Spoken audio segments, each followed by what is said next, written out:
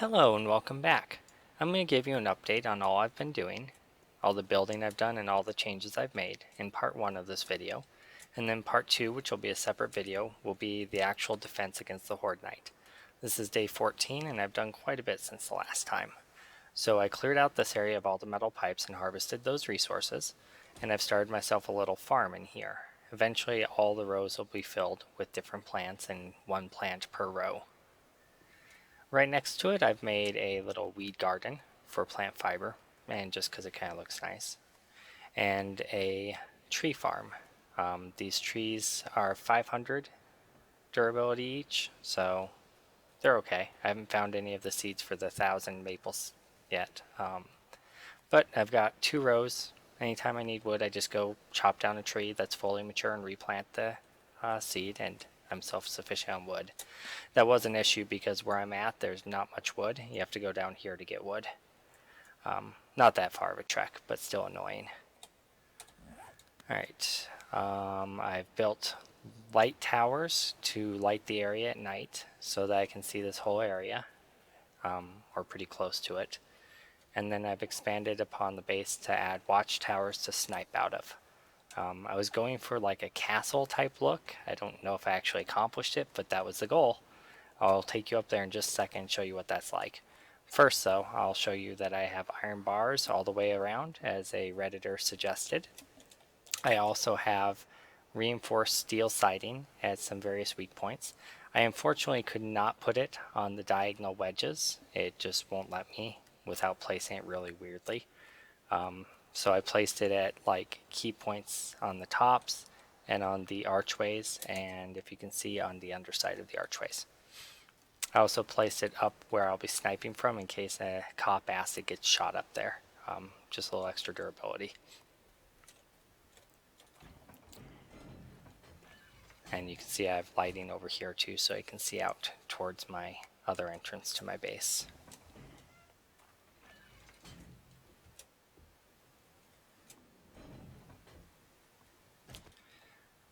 On the inside I've done a little bit of work. I replaced the wood crates with cabinet tops to get this nice marble look. It's not anything functional, but I think it looks nice. So I also upgrade all of the pillars to steel and have placed reinforced concrete plates on top of the spikes. That stops the spikes from getting attacked by the zombies, but they still take natural durability damage. I've also went through and updated all the spikes on the outer pit to be the highest level of steel spikes and plates on top of those as well to protect them, so that I have to use less on repairs. Then if we go up and we're able to climb a ladder, in here I've made my little cobblestone towers. The cobblestone is weaker than reinforced concrete. I just wanted something that looked a little bit different. I figured these aren't going to take too much damage anyway. Maybe some acid spit, but it should be fine. And then you have little sniper perches for when I have sniper rifles later and I can see out quite a ways to shoot. And the 1/4 blocks are just to stop me from running over the edge and killing myself.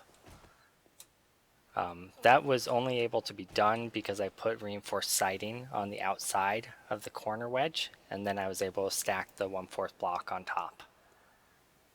I also put metal bars in the center here so I could shoot down in case I'm up here. I can go sniping, I can go into the pit and shoot, I can go back to sniping, or I can go down, whatever. So I really like the way this turned out. It gives me a lot of different vantage points to snipe from. I know it's probably not the most cost-efficient base you could build, but I had fun with it over the last 6 or 7 days. I need to build ladders on those 2 entrances over there, but these 2 I've got ladders on. And that's pretty much the updates to the base. I also found that if I'm on the inside here, I can crouch down and light the fires because someone mentioned a safe way to do that.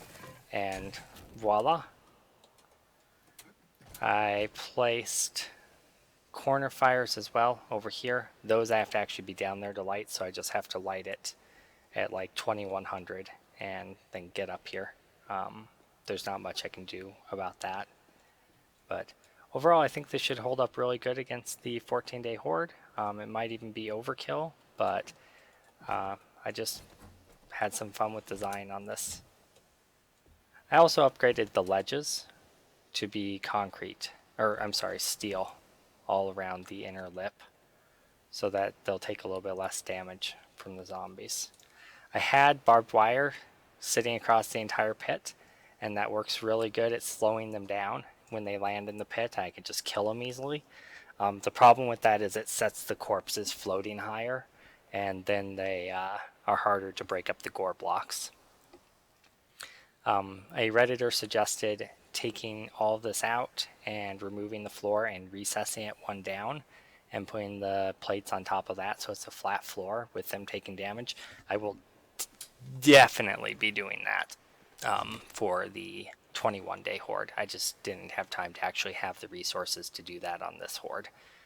So I'll have to actually take out a pillar to get in there and take everything out and knock it down, which is not a big deal. It's 20 steel. But yeah, so that's my updated base, and I will see you back here for the 14-day horde defense. Oh, and in case I didn't mention, my titles on these are a bit weird because I say creative base design. I just mean it's creative and it's not the standard base design with the funnels and everything. It's not done in creative mode. Everything is farmed by hand without cheating at all. So don't get confused about that. Anyway, thanks for viewing. If you like it, hit the like button and the subscribe, and I'll see you back for the actual horde defense if you feel like it.